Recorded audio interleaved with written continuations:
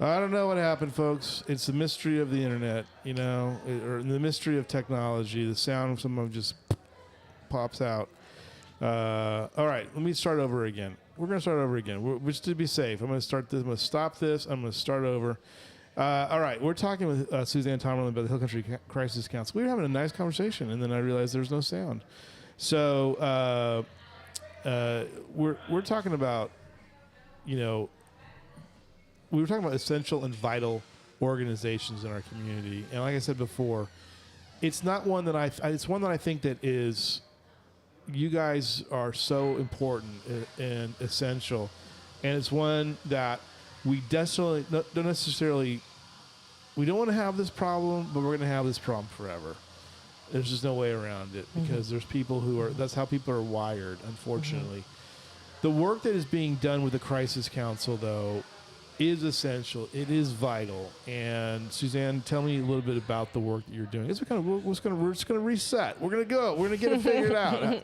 So tell me. Yeah, well, we had a good discussion about child abuse, but we're a very comprehensive organization in that we have a children's advocacy center, which is where children go when they've outcried sexual abuse. They go for a forensic interview, and then that is the launching point for an investigation and hopefully prosecution.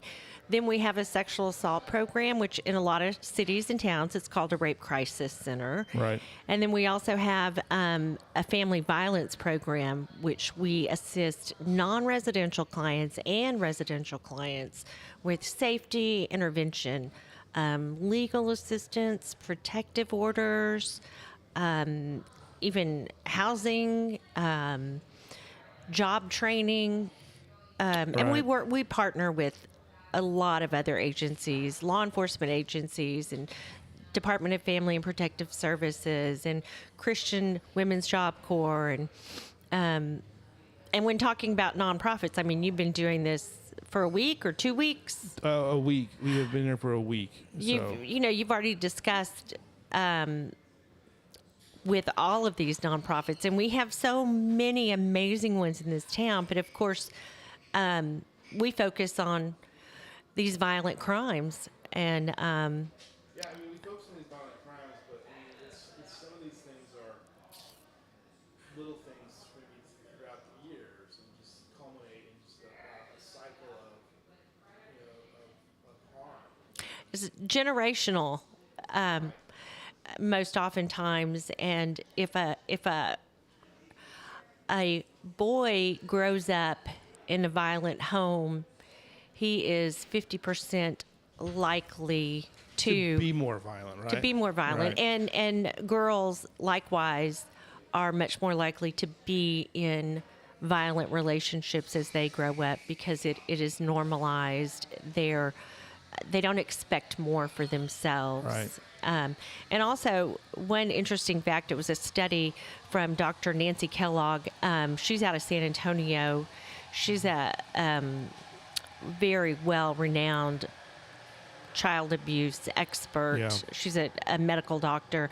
And she did a study, and it found out that children living in abusive homes with domestic violence, 50% of them are also being sexually abused. Right. And, like a lot of times, like I said, the abuse is someone they know. We've seen, I mean, the hard part about this is that, we have conversations about, oh, this is going to lead to abuse. But then the reality of it is that the abuse is often very sophisticated, I would say, in a way. If you look at, if you've really read, the things about, the priesthood and the abuse that went on there, it was very powerful. There was grooming that went involved. There was, it was a friendship. It was a trusted person. It was also a person who, you believed was, God, had a connection to God. And boy, we could have several hours of discussions about that. But when you use the word sophisticated, I've never used that word to describe it. Yeah. But that's powerful, and yes, it's definitely true. Right.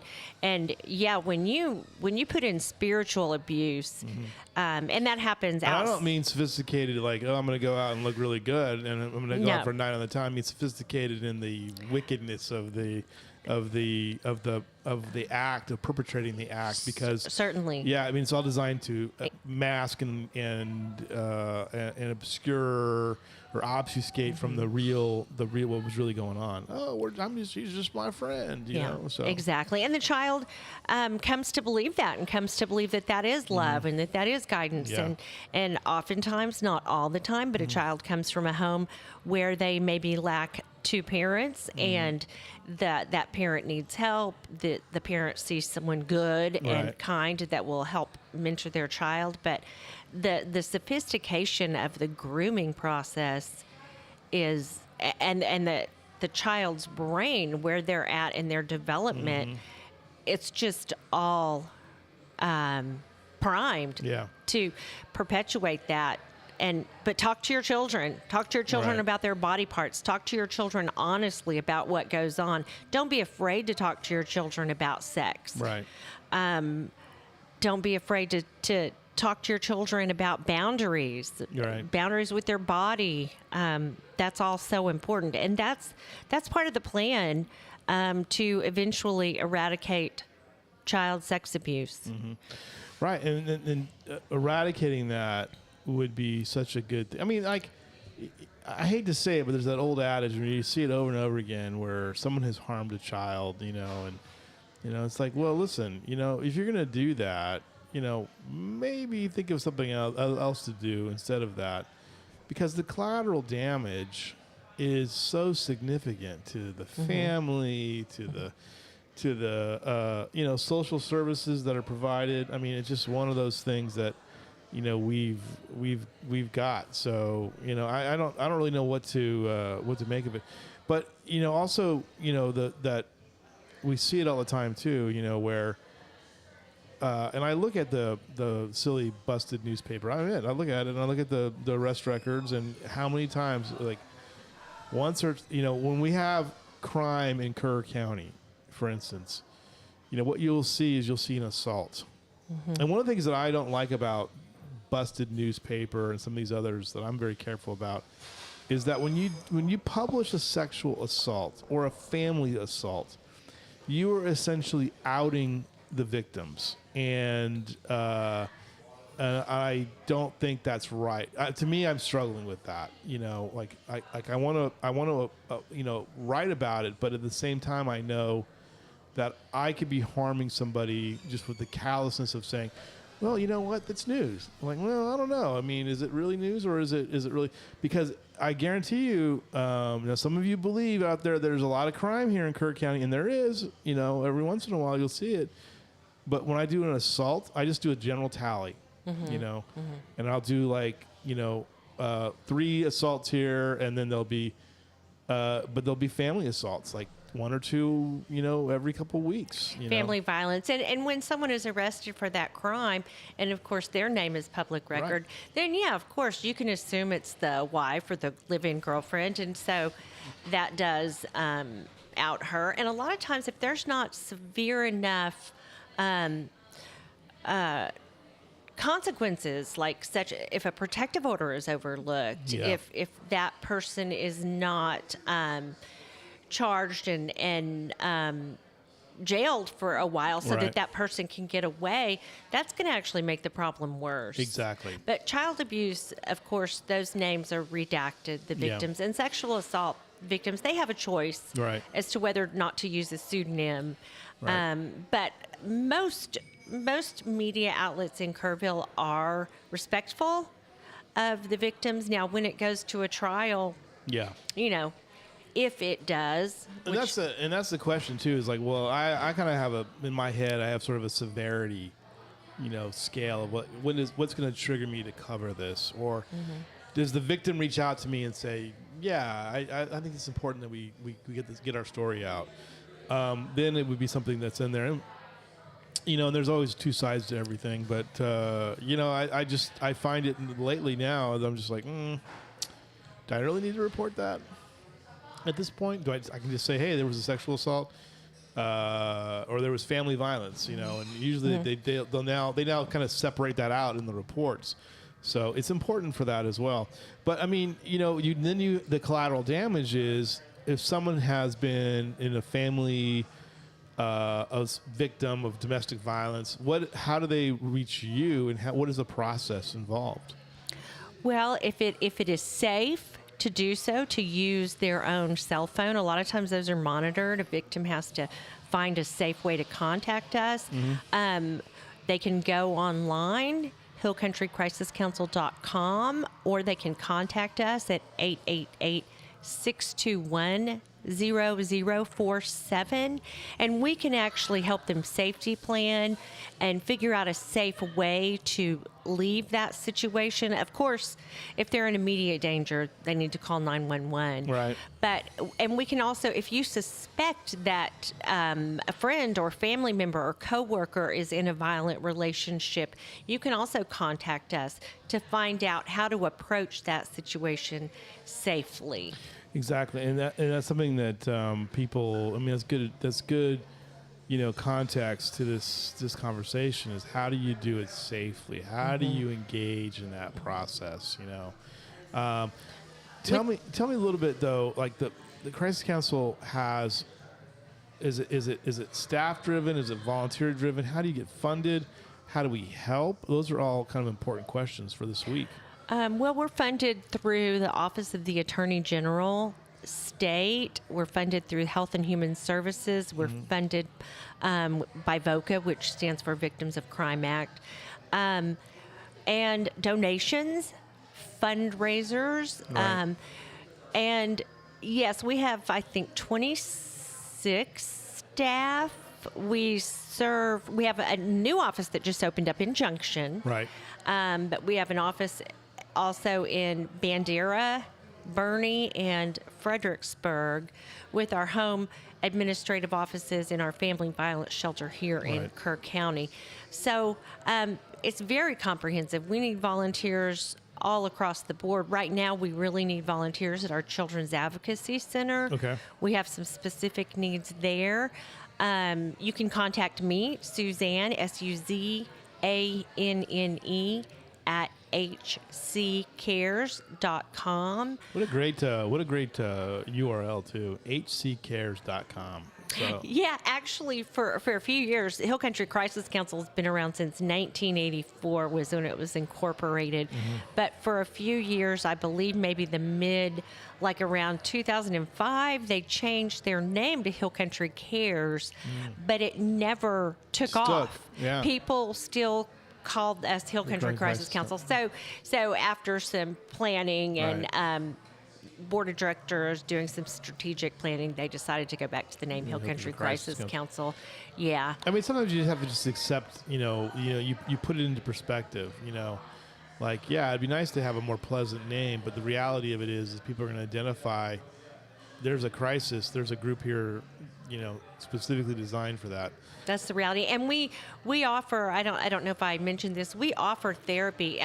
All of our services are free of charge. Yeah. We offer therapy even if you were a victim of child sex abuse and you're now 55 years old you want to talk to someone about it. If you're a victim of sexual assault and you can't decide whether or not to report to law enforcement because you do have that choice. You can actually even have a forensic medical exam at the hospital to gather evidence without reporting. Make your decision later to report. But anyway, we do therapy for victims, current and former. I will say this. I think, you talked about taking things to your grave and we'll never know for sure. There's just, to me, I've shared this before, but there was always some I don't know, there's some signs there that I thought might be, that might indicate, abuse or whatever. And my grandfather, first time I came to Texas in 2015, and I always say Texas was a big part of my life. I didn't realize how Catholic we were. I mean, I knew it was a thing, but I didn't know it was that big of a deal to my family. And we were, raised in California and we didn't go to church, And so, but I get here, and all my relatives, my cousins, and my grandfather's, great nieces and nephews are profoundly Catholic, and that was taught to them by their parents, my great uncles and aunts, who were all profoundly Catholic, But my grandfather was like, no. And then as I started hearing stories about him, and we'd hear stories about him as a little kid, growing up in San Antonio, it was like he was probably ill-behaved. And two, he avoided going to church, even as a small child. Like, he would take the money that he was given and he'd go get ice cream, and down by the Alamo somewhere. And he was later described to me as a visceral hatred of one of the priests that baptized my uncle, and got my uncle baptized and walked out and basically, told the preacher to pound sand. And so I was like, and then you start pulling back the layers, and then the sexual abuse scandals in San Antonio were profound, in the Catholic Church, going all the way back to the 1900s, early 1900s. And so I was just like, well, there's a lot, there's some smoke possibly there, because why are these people so devoted and so devout, but he wasn't? There was, and part of that maybe was my grandmother, but who was not Catholic. But it was very interesting to me that was such a big thing. And Well, yeah, that should set off some alarm bells. yeah, and like you said though, he's been dead, 17 years now, and it's I still think about that. Like, I wonder if we'll never know. I'm probably glad I hope that it wasn't the case, but I think there's just a lot of suspect there. But there's people, like you said, who will take that with them. They don't want to deal with it. They don't want to. They bury it. They self-medicate. There's so much shame involved in being a victim of any of these crimes, of sexual assault, Right. domestic violence, child abuse, and of course we know that it's unwarranted. Absolutely. Completely, they are blameless. However, some of these crimes, they are taught to feel as if it's their fault. Right. Especially child abuse crimes. Well, domestic violence also. Right. Well, a few years ago, Kerr County had the unfortunate distinction of having the highest per capita domestic violence murder rate Oh my gosh, for a year in the state. that's tough. Yeah. That's just hard to even imagine that we'd be in that. But we know, we see it. I see it on the periphery. You see it firsthand. Okay, real quick, we got about 3 minutes left here. How did you get involved? When did you join the Crisis Council? Because you're the community educator and the crisis response team coordinator. How did that happen for you? Well, I started working with sexual assault victims about 32 years ago, right after college. Yeah. Kind of crazy story. I was at CP. I got an accounting degree, but then I became a victim. Oh, And a okay. survivor. So Right. that's how I got involved with that. I've been with the Crisis Council 12 years. 12 years, right? Yeah, and I've done a lot of different things throughout my tenure there. And my first role there was a victim advocate, which I was only in that role about 2 years, but that taught me so much. And we have some amazing victim advocates. I spoke about counseling, but you can also go to an advocate for assistance with anything you need advocacy for. We have some amazing advocates. But anyway, that's kind of my story. But I Well, have the good to news is that you're a CPA, so you can help anybody. You can I bring lost my license years ago. It's okay. You still have the math in your head, Because that's part of the control is the finances a lot of times. Oh, it is. And people do not understand why a woman would stay for that reason. It's very hard. It's very hard for people to understand why she stays. And Right. I'm being gender specific because Yeah. most of the time it is females. But we've had people come to our shelter that have been living in their car with 3 children for months. They just have to get out. Yeah. Yeah, Right. yeah. So right. that is they see that as their only option. We also have, I have to say, a lot of people can stay for their pets. Their pets are important All right. to them. Their pets are important to their children. Oftentimes, an abuser threatens to kill the pets if they leave, and oftentimes How charming is that? we see that happen. I mean, Right. I saw photos years ago of a cat cut into pieces that he Lovely. sent to the survivor. Lovely. But we Nothing more have psychologically traumatizing than that. we have pet facilities. We have dog kennels and a cat house, and so we can take pets that they can bring their pets with them, know that their pets are safe, and their pets can continue to aid them in their healing process. And the interesting part about this whole thing too is that you also have folks that you have some events you do to raise awareness and Thank you. and to do fundraising as well. I got so caught up in talking about our services. Well, We have a big event coming up September the 16th. We have our annual casino night at the Kerr County Youth Events Center. Nice. $100 a ticket. We serve Buzzy's Barbecue, drinks all night. You get 1,000 chips to start your gambling. I think doors open at 5:30, but $100. I realize that's quite a bit in today's economy with issues. But what you're getting for the $100 is quite a bit. Right. You're getting. It's a great night for I've seen the pictures. I need to get there. Is the 16th? That's a Saturday night, right? Yes. Yes. I need to get there for this year. So I have not been to it. You do need to get there. Yeah. You can get your tickets at hillcountrycrisiscouncil.com. All right. We will make sure that people get that in there as well and get their so they can understand the importance of this event as well. And Suzanne, thank you. Thank you so much for having me. We'll have you back again. We need to have you back before we do the event. So in a couple weeks, we'll invite you guys back on. Hey, yes, that's a great idea. That's Okay. great. And then October is Domestic Violence Awareness Month, so possibly I could jump on then as well. You're always welcome. You're always Okay. welcome. Okay. All right. Thank you so much, We're going Louis. to take a quick break. We're going to have Master Gardeners coming on. Here they go. Master Gardeners, it's your turn.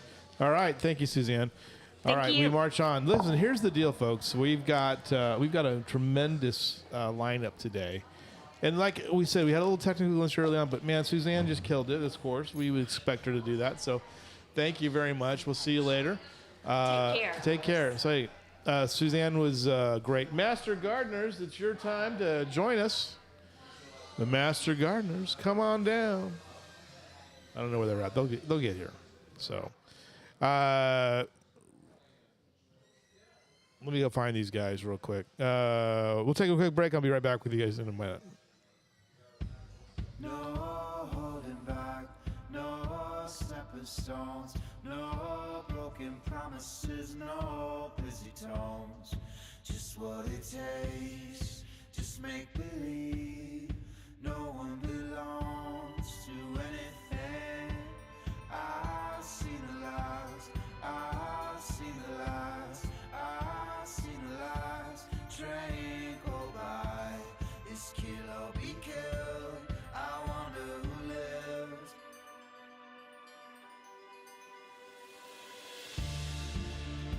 Too long to stay outside.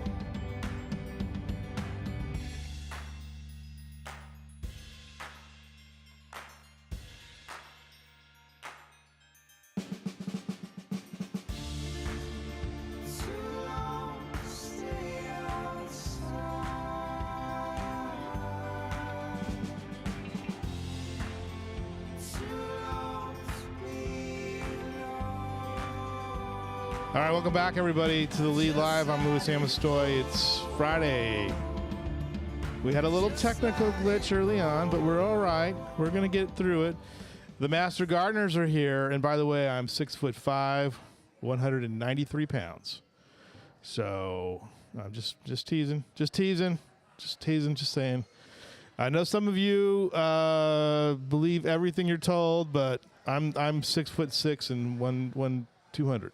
So there you go. All right. Welcome back to the show. Boy, we already had the Master Gardeners. We've had the Master Gardeners on before, and we have Dave and we have Tex. What a name! Tex is here. How'd you get the name Tex? Sir? How'd you get the name Tex? Well, I got it up in Colorado in 1965 when I worked on a trail crew up there in Rocky Mountain National Park. I was from Texas, and all the people from back east gave me that moniker. They're like, you're Tex. Now, when you were working on that trail, and you might want to put the headphones on too, because it kind of knocks out some of the noise that's in here, and you can hear me better. There we go. Much better. But you were working on a trail crew. Like, what was the? Were you working for like what was the like a federal group? Yeah. Yeah. It was the National Park Service in Rocky Mountain National Park in Estes Park, Colorado. Did you ever have any problems like with really aggressive moose? Or were they even around at that? I never even saw a moose up there. Yeah, I think they've kind of come back because we were there a few years ago, and they just popped out, you know, right. And they're mean as hell. Well, I saw plenty of elk and other wildlife up there. Rocky Mountain's just really, like Colorado. I'm like, all right, I got you, Colorado. Just a lot of Subarus and dogs but there's there's something that's Rocky Mountain though, that drive up to the 11,000 foot level. It's just cool. Trail Ridge Road. Yeah, So, Louis, I wanted to thank you for giving us the opportunity to come in here and talk about Hill Country Master Gardeners and the things that we do and dealing with the environment that we have around here. And we'd like to tell people how they can join our group. Yeah, let's get started with that. How can, and I think about you guys. I was thinking about you guys the other day because, and here was my thought on this was that, trying to get the right camera in line. We are the Master Gardeners play a vital role, and we have different gardening groups. But your work is, I think, an important for the future of this community, don't you? Absolutely. So we're I'm just keying you up there for that. We're a service organization. Right. Our mission is to support the Texas A&M Extension Office by providing research-based information and education on best practices in horticulture and environmental stewardship, and that's important stuff. Right. And one of the things that's interesting about this too is that we have this, gorgeous asset, in this community, the river trail and the river, which is heartbreaking for everybody to see right now because it's just so dried up. But I think you guys play an important role in educating people about when how do you use water right, how do you and you can still garden, but appropriately. Absolutely. So what has that been like for you guys this last few weeks, especially? Well, we have to realize that the drought isn't a temporary problem. It is a characteristic of hill country to go through periods of time, long periods of time, with very little or no rain, and then we get our rain all at one time. Right. So people have to learn how to cope with these kind of periods. Some summers are worse than others. Yeah. And this summer is particularly bad. Right. But we can help in a number of ways. Yeah.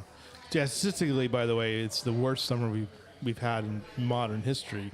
We're back to 100-degree days. It was a nice respite, like on Tuesday when it rained a little bit. Oh, that's for sure. Yeah, everyone kind of just looked at it like, wow, what's that? So I was up in Austin last week, and I was just telling Tex 109 degrees driving around. And no, that is hot. Yes, that is hot. Anything above 102 is disgusting beyond belief. 100 you can kind of manage. 102, 103. When you feel like you have a fever the whole time, no, thank you. So I want to just throw this in. I used to live in Phoenix many years ago, and of course they always said it's a dry heat. Yeah. My response is, well, so is fire. Yeah, so is That's fire. a dry heat. Yeah, 100.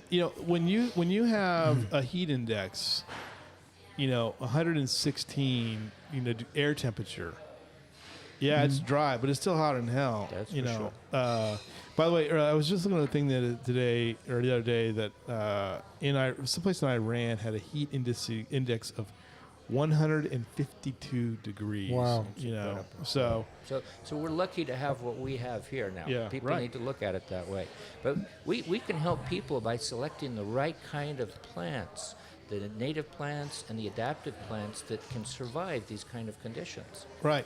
We're talking to the master gardeners. We have Dave and we have Tex. They're very Texan names. David Kinnenberg, right? Kinnenberg, yes. So is that a German name or is that It's a a Norwegian name. Norwegian name? Yep. Were they allowed in Texas or was it just all Well, Germans? they let me in. They let you in? Yeah. Okay. He's been naturalized. He's been Yeah. naturalized, right? My wife was born on Galveston Island, so Yeah. they let me come They in. let you come in. They brought you in.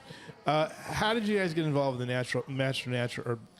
Master Naturals, right? Master Yeah. Gardener. Master Gardener. The Hill Country Master Gardeners. Right, That's the name of our group. Believe me, if I slur my speech, it's not. Don't take it personally. It's just a lot. How did you get involved, Dave? Well, I think all my life I've been interested in growing vegetables. It's Right. something I've done everywhere I've lived. And I moved here from Massachusetts. In Massachusetts, I could grow almost anything. Right. When I got down here to Texas, I was looking forward to growing a lot of stuff, and I found out you can't really do it here. You have to know what's going on. It's not that easy. Right. Drought is part of it, the pesky critters we've got, the soil, and so I needed to learn more. Right. And I was interested in volunteering, which is why I became part of the group. And what is and then Tex, how did you get involved? Tell me about your journey to this. Well, I actually started as an organic vegetable gardener back in 1990, 91. Yeah. And I used to You were sell. like the leader of the pack at that point, right? Well, yeah, I used to sell to Whole Foods when they only had the one little 5,000 square foot store on North Lamar Boulevard in Austin and other places. So my interest goes way back, and I always wanted to join the Master Gardener. So about 10 years ago, I took the classes and became a Master Gardener in Hayes County, and then later in Guadalupe County, and then I became a Master Gardener here in Kerr County when I moved here. I guess that was 2 or 3 years ago. Yeah. What is it to? And I don't have a green thumb at all. I don't pretend to. Although I keep thinking I'm gonna, grow tomato plants at some point, and give it a shot. But what is the joy of gardening for you two? I'll start with you, Tex. What gives you joy about it? Well, it's just observing. I really watch things closely. I do a lot of experimentation, and just to see things unfold in front of me and to learn from what I'm seeing. Right. Yeah. And how about you, Dave? It's the miracle of nature. You Yeah. can take this thing that looks like a dead seed, put it Right. in the ground, and it turns into a beautiful plant. That is a pretty good feeling. It's a wonderful feeling, and it's very therapeutic too. I'm always interested in the journey. That like, at what point was this an aha moment for either one of you? Like, oh, this is great. I love this. Was it a young child, older as an adult? Like, when did it begin for you? Well, my mother was a gardener. She went through Victory Gardens during World War II, and she just carried it along. So I grew up with the garden. Yeah. And I'm a technical person. My background is in metallurgy, and I Really? come home from spending the day in the lab, and I could dig in the dirt, and that made me feel good. And I've done that always. What's interesting about this is that so in Boston, one of the most remarkable things is that they have those Victory Gardens still there. There's a park that's dedicated to those Victory Gardens, and you can wander through them, and it's beautiful. People do some great things with it as well. Tex, what was the aha moment for you? When did you start gardening? Well, I started, around 1990. Yeah. About 30-something years ago. Yeah.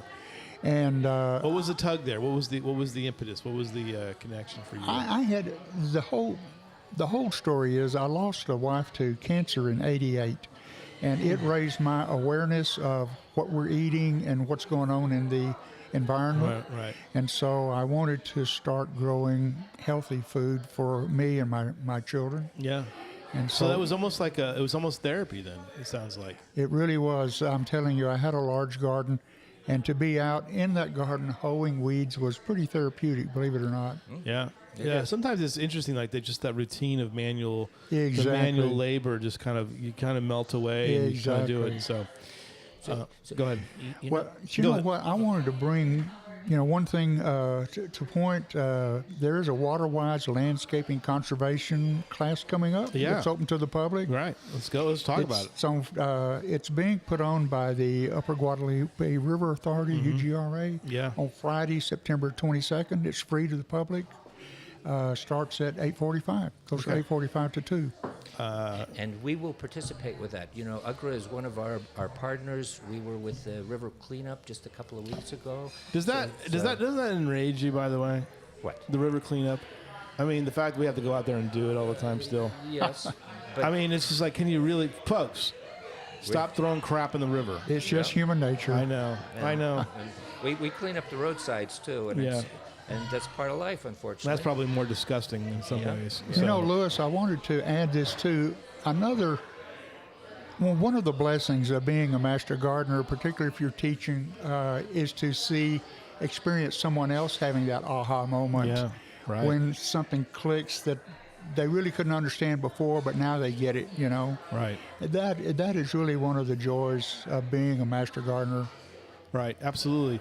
Let's go back to that event too. That it's coming up there. The Water-Wise is so critically important. And we can teach people how to use their water, even in the springtime when there's a lot of water available. We should never waste it. Yeah. Water is a critical resource that should be used properly. Right. So it starts with the way you design your garden.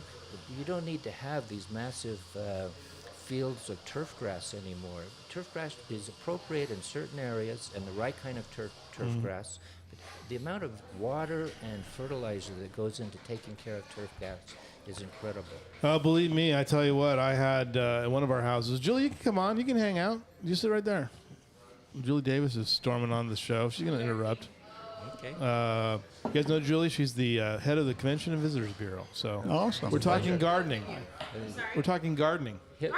Hill Country Master Gardeners. Yeah, right. So I mean, I know that myself. I had a xeriscape yard and one residence, and then we had hybrid Bermuda that was like a golf course that we had to have. We had to bring I could not afford the lawnmower needed to cut that grass. Oh, like a tiff grass. Yeah, it was like a putting green, And anyway, it was a little embarrassing. But if I'm going to build a house in Kerrville, it's not going to have grass. It's going to have native stuff, Right.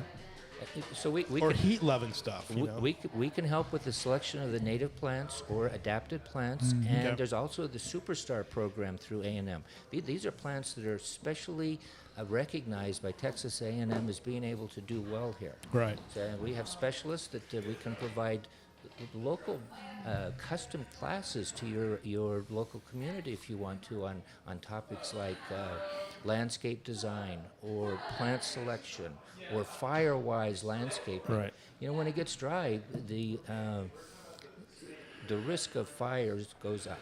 And Well, I agree with you on that one. That's one of my big concerns being here around all this cedar. Yeah. With so much of it like up against houses and things Well, like that's that. an excellent point, Louis. People don't realize that some plants don't just catch fire; they explode into flames. Yeah. And those are the kind of things you want to keep away from your Right. home. And actually, the Kerr County is throwing an emergency preparedness. Texas got the information Right. here, On September 30th. and we're going to participate in that. Yeah. And wildfires are dangerous things, and people should prepare their homes Right. for those kind of emergencies. Maui should be a wake-up call to everybody. Hey, yeah. We're going to have Chief Maloney on next Thursday because I want to pick his brain about Maui. And, one of the things about Maui was that there is strong evidence to support the fact that the invitation or the introduction of non-native species and grasses, mainly to cover up the harm done by the sugar industry historically, kind of led to some drought-like conditions. But when you lay down 100-mile-an-hour winds there have been times when I've been here and I thought to myself, this doesn't feel very nice, especially when the wind is not moist; it's just dry, And I've covered a fire a couple of years, last year, where there was crowning behavior in those cedars, So people, be careful. Yeah. But listen, I want to tell you, since we were talking about this, we put on programs, informational and educational programs at the library. And on September 22nd, Friday, we have Waterwise landscaping talk. Right. We'll also have some materials available there for anyone who wants to come. Okay. All right. And what other things do you talk? Do you get people come up to you and just say, "What am I doing?" And how do you do outreach? Well, a number of ways, Louis. If you have questions, we have answers. Right. So you can get to us through our website. Yeah. We have a research desk that's open. You can call in. You can come into the Extension Center and bring a plant sample if you want to. We have classes that we offer through the library and through other programs. And we'll come to your neighborhood. The Texas Forestry Service just recognized us for our work on Firewise landscaping. Yeah. And you can come into a neighborhood and talk to the HOA group. We have experts that will do that. Some people, I've heard this before, some people don't like the idea, though, of I like lantana and I like the Mexican bird of paradise, which, at this elevation and the freezes we had might not always work. But I love the way they look. But they're not native. No, should I plant those or not? I mean, that's the question. So we have good friends that are in the Native Plant Society of Texas, and we disagree on a few things. We put in native and adapted plants, plants that work well here. Right. So things like crepe myrtles. Right. I mean, where would we be without crepe myrtles? They're beautiful. Yeah. So and like I said, I have some lantana that just kind of was someone put there at some point. It kind of just pops up. And the thing I love about lantana is the hotter it gets, the more explosively in color it gets. Seems like, And there's native Texas lantana. Is there? Absolutely. Oh, really? I didn't know that. So it's beautiful.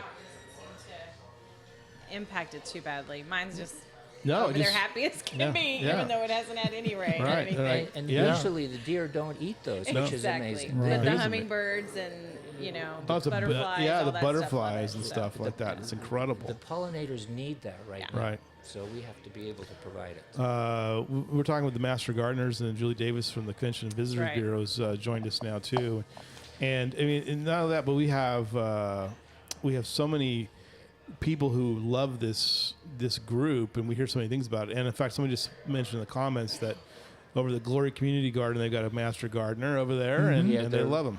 Absolutely. We have our demonstration garden that's down by the Extension Center, and people need to come down and take a look at the plants that we grow down there and how well they do. Right. But we also have other gardens that we participate in around Kerrville, and we cover 4 counties. So Cultivar Garden in Bernie, and we do Kendall County. Up in Gillespie, we have a couple of gardens in Fredericksburg. Right. Bandera, the Special Opportunities Garden here in Kerrville. And at the Empty Cross, they have a garden there too. We have volunteers up there as well. When what your big event though is the sale, right? The B&B. Yeah. Blooms and Barrels. That's in the springtime. Now, but if I remember correctly, I tried to go out to it and it was like done. It was sold out. It's really popular. No, that was 2 years ago. This year it wasn't quite the same. We had plants there at the end of the day, and so I think 2 years ago it was an unusual situation. Like post-COVID. Post-COVID, and then the terrible winter that we had. Right. Oh, right. We all needed plants. We all needed plants. So you can't count on that. Right.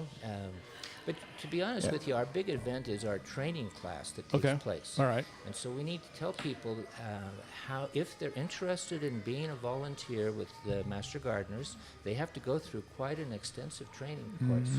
50 hours. Wow. And we opened up the application process August 1, and it's going to close the end of September. And we only have room for 25 people. Last year there was a waiting list. And so please sign up if you're interested now. Right, absolutely. And it takes place in February and March, ends up in April. And then right after that class finishes, we go into our blooms and barrels. See, Dave gets it because he was like, I was just remembering right now that he was on me about being on the show. Because because I get overwhelmed by yeah, you're on the show. What's your name again? And I was like, oh my gosh! But I know we had a waiting list for this show, and how people will kind of wait till the last minute. Don't wait till the last minute on Master Gardeners. That's exactly. Well, let's give you the phone number on how to reach us. Give it to me. Okay, you can reach us through the telephone. It's 830-257-6568, or through our website. Google Hill Country Master Gardeners. Right. You pull up our website. It has a number of different pages talk about our projects, our classes, and how, and it has the application too. So you need to go there if you want to sign Hill up. Country Master Gardeners. Hill Country Master Gardeners. So it takes 50 hours to become a Master Gardener. Yep. Is that right? That's right. That's part of it. That's the That's the first part of it. first 50 hours. Yeah. The second 50 hours within the first 12 months after you finish the class is service in the community. Oh, okay. So it's an engaged process. It's a commitment. It's commitment, right? And we're looking for people who want to volunteer to make our communities a better place to live. Outstanding. And there are a lot of them. And actually, Louis, I wanted to thank you for bringing the nonprofits together, because there are many groups like us, and we appreciate this opportunity. Well, it was interesting though, because you mentioned too, as we were going through this, that there was. You work with other nonprofits, so the Special Opportunities Center, Yes. that's a huge one to work with, Absolutely. And they were on yesterday, against their will apparently, but they were there. The future of the Master Gardeners looks like what to you two? What does it look like? Is there a base of people behind you to help out? We've been around for 20 years. Last year we celebrated our 20th anniversary, so we're not a brand new organization. Really? We had a great luncheon there at the Museum of Western Art. Yeah. So this is our 21st year, and we're looking forward to the future. Right. We have about 100 members, and it's pretty stable, and we look forward to having more people join us. Right. But that's the number we have right now. All right, so let me ask you this to both of you. Okay, now, this lady over here, the great and powerful Julie Davis, she has some space. But say she has some space available as a like maybe just a small bed, like a 4x4 or 6x6 bed. To show people that are coming to Kerrville, like here's what you should see and what you should expect. I give you the assignment of filling that bed at the what am I talking about? What is your name of your place again? The Kerrville Convention and Visitors Bureau. Right. I didn't know if we were talking about my house, my office. No, we're talking about we're talking about your gateway business. Yes. What do you put in that? What do you showcase? So if that was the case, I'm going to do this. I'm going to do David. You're going to go first, and then we're going to go to Tex. okay. So yeah, you go first, Dave. So if somebody's interested in having our help, they come to us and they tell us what they're interested in, and we will help with the design of the garden and instruct people how to plant the plants and what they need to do to maintain it, and we'll come back and we will make sure things are being done correctly. But let me ask you this though. So if we give you this little plot, what do you put in that thing? What do you show off? What would be if you were going to right do now. it? Yeah. I'm going to go. I'm going He's to like, take well, you. I need to see it. I need to know how much sun it gets, what this is. So what that. I have certain preferences. I enjoy some of the cacti and the succulents. Oh, there you go. The agaves are beautiful, but I don't know if I'd put that at a visitor center because they can be a little prickly. So, That's all right though. There you go. well, Don't touch our plants. Leave them Right. alone. Thinking of messaging there. All right. Yeah. So I love lantana. We've got a lot of that in our yard. I have one plant that's just amazing. It's a bush morning glory that Oh, really? I've hardly watered at all this year. Get up in the morning, has the most beautiful pink blossoms on it. Right. So you can do an awful lot of beautiful things with the plants, the native plants and adaptive plants that we have here. And most of the time, just sorry, Tex, the deer don't mess with some of that drought tolerant stuff either, right? That's true. Yeah. But when the drought gets severe, the deer start doing things that they don't normally Well, do. Right. So you you have know, to be careful there.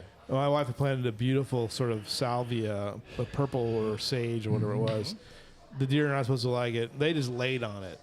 Oh, no, this is comfortable. They didn't eat it. Yeah, it was just a good they bed. They just made it a bed and they crushed it and ruined it. So they do that with the blue agaves too. They don't eat it, but They're they'll such charge it and jerks. they'll shred the leaves with their antlers. Yeah. All right. I'm sorry, Tex. Go ahead. That's quite all right. Well, I would emphasize the mulch of the garden. And in my opinion, and I'm just speaking for me right now, that is the number one secret to success in gardening in the Texas Hill Country is to have a good mulch on Right. whatever it is, your vegetables or your bedding plants or your shrubbery or whatever it is. Mulch is key to success. What do you have in your mulch? What do you put in it? What is it? Do you put a little coffee grounds in it, or is that good or bad? That would be okay, in small amounts, but I'm just talking about, well, like for shrubbery, I would use like Just a bag of mulch? commercial mulch of some kind, but you just want to keep the soil temperature constant. You want to keep the soil moisture constant. In a vegetable garden, I use wheat straw to, bed around my Okay. plants. I use drip irrigation, so I want the roots of my plants to be happy. I don't want them to be stressed by the heat, Right. Right. and such by the loss of moisture. go ahead, David. So He looked at me, but he said sorry. David. Go, I David, don't have sorry. anything. So, in my neighborhood, we have an HOA, and we invited the master gardeners to come in and teach us how to compost in our community garden. So we do things like that. Composting and mulching are critical around here. Absolutely. So it's the secret to growing many of the things that we have to grow. It is essential cool. too. Yeah, we did it for a little while. We had the little composting. Did you? Yeah, this is years ago. We had the composting dome. You throw all the crap in it and, Okay. and just go. I mean, it's amazing. Yeah. Yeah. It totally works. It's incredible. And you can have an in-house composting system that uses the red worms. We teach that too. Right, outstanding. the All right, kitchen waste. final thoughts, gentlemen. Why join the Master Gardeners? If you're interested in serving your community and you enjoy gardening, master gardeners are the perfect choice for you. It takes a commitment. We'll make a commitment to you. Sign up for the course, and let's make a Kerrville and the communities around Kerrville better places. Now, to live. do you guys have meetings like Once this- a month. Once a month. Once a month. So you get to hang out with Tex then. absolutely. Oh yeah. And So- so our members have to each year put in 25 hours of community time and take 6 hours of continuing education. And so we do that through the general meetings and through our projects. Right, neat. right. Why join the Master Gardeners, Tex? Well, just to piggyback on what Dave said, I would add that there are a lot of people who have an interest. There are a lot of people moving into this area, into the 4 counties that we serve here, and who are moving in, and they're coming from places where they get here and it's like, what do I do now? Right. And so this is the place where they can really get their feet wet and get their hands dirty in the soil and learn what is going to work best for them. And once they do that, then they can teach others. Outstanding. Thank you bough for being here. Appreciate Yeah, it. You're thank always you for welcome. the- Come on again. Tell us what. David and Tex. They're here. They're here to entertain us, and educate us, and provide us the good works that they're doing in the community. And I appreciate it very much. Thanks Thank for you. inviting us, Louis. You're welcome. Good job, guys. All right, we're gonna take a quick break. We have I think we have Mary on from the Habitat for We do. Humanity. And saw her back we're- there. yeah, Mary, it's your turn, and we're gonna play musical chairs here. Thank you guys, appreciate it very much.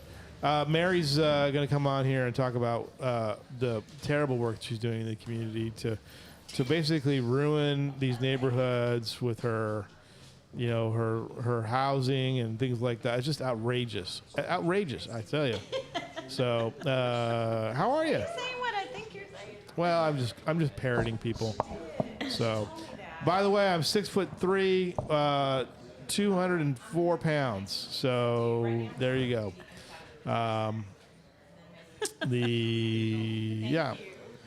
Yesterday, folks, just so we Is this can your make. phone, David? Yesterday, as I was finishing up, I was writing a lot yesterday. I still have a lot of writing to do. I'm behind. But one of the things that I discovered was that, this Headwaters deal, I can't find. There's a way to do the audit for the water loss, or those who are going over, and those who are pumping more. And I can't seem to find the enforcement actions. And by the way, one of the things that's interesting about this is that the exemptions. So they're putting pressure on the city of Kerrville to reduce their water rate. You don't have to. You don't if have You don't to. want to hear the music. Yeah, I recommend it It's a because little loud in here. Yeah, it Nice gets a if little you wanted loud. to Yeah, Out the loudness. Right. You can put them on. yeah. So I just think they're hot. As They you know, are- I'm hot. hey, So they're hot. They look hot. I'm turning 49 next week. No, Hot they is look given to hot. me. Come on. So yesterday, as I was writing this, I was realizing that hundreds of these well owners are exempt from these water restrictions. They can just Interesting. suck out water 300 all the gallons 300 a gallons. day. 300 gallons a day per person. That's what people usually.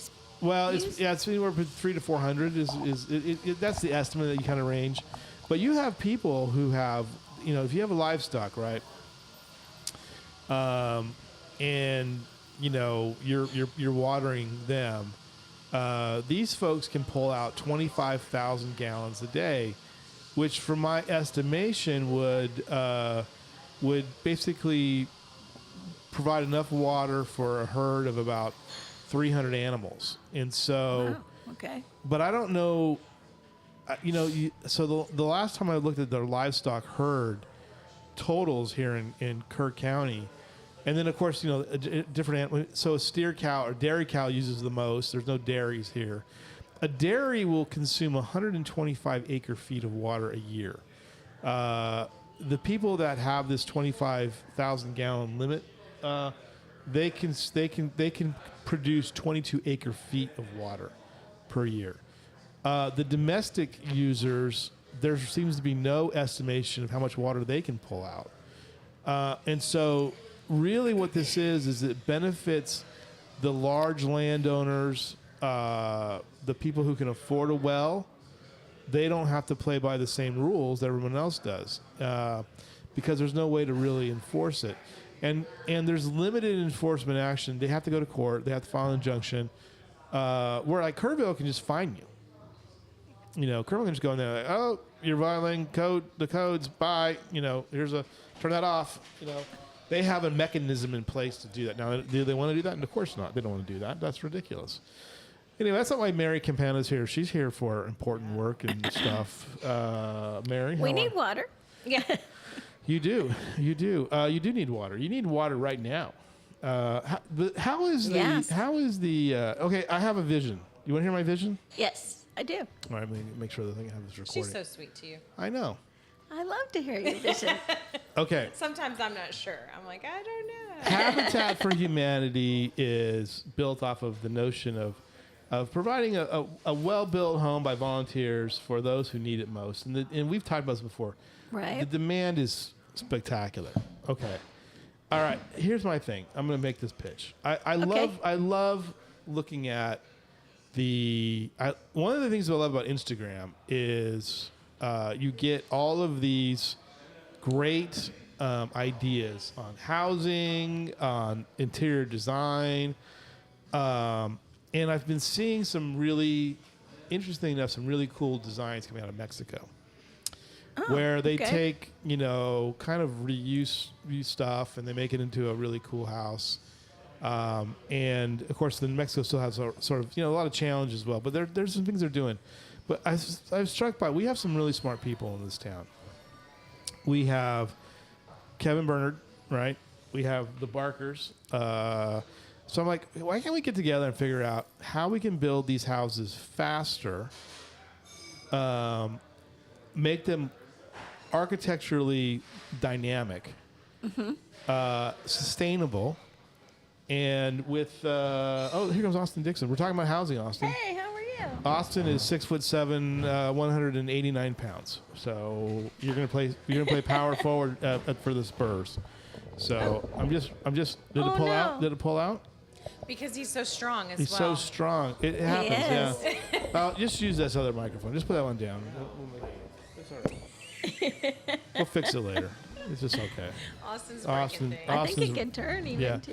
You know what happens is that we've had so many guests on the show that the stuff kind of eventually pulls off. There we go. Oh, there you go. You're so gentle. being so gentle That's now. right. Okay, so here's my idea though for All you. right, so building them Okay. faster. Faster. Prefab steel, right? Oh, okay. Okay, so it's like a jigsaw puzzle, or not a jigsaw, but it's like a more complicated It's a kit. A sort kit, of, kinda. basically, right? Yeah. It's like Build the walls off site. Yep. right. Then drop them in, and then but use a mix of concrete and steel that you do some innovative things with. The barkers can cast it. The concrete parts. Like think Right. about like ribbed like archways, and then you can lay just some cool spaces. The volunteers can still put them together.